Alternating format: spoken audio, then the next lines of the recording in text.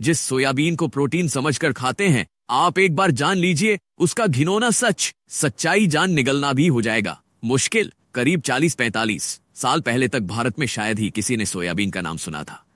भारतीय रसोई में इसे न खाने की एक वजह भी थी। इसकी खेती और खपत की शुरुआत ही यहाँ बहुत बाद में हुई, पर अचानक से यह भारत में लोकप्रिय हो गया।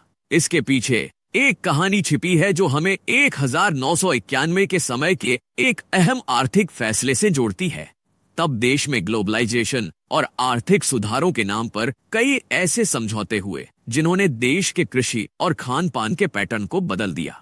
उस समय डॉ.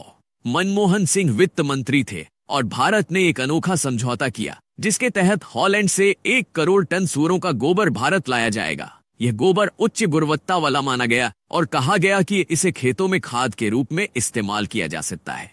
जब मनमोहन सिंह से इसके पीछे की वजह पूछी गई तो उन्होंने जवाब दिया कि हॉलैंड के सूअर सोयाबीन खाते हैं, जिससे उनकी खाद में खास गुणवत्ता होती है। यही नहीं, यह भी खुलासा हुआ कि हॉलैंड के इन सूअरों को सोयाबीन खिलाने के लिए भारत से ही सोयाबीन आयात किया जा रहा था।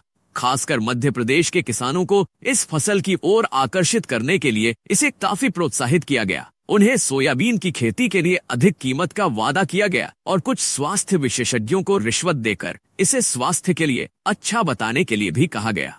परिणाम स्वरूप किसानों ने सोयाबीन उगाना शुरू कर दिया और धीरे धीरे यह फसल हमारे खेतों का हिस्सा बन गई। हालांकि सोयाबीन में उच्च प्रोटीन मात्रा होती है, लेकिन भारतीय शरीर इस प्रोटीन को पचाने में सक्षम नहीं है।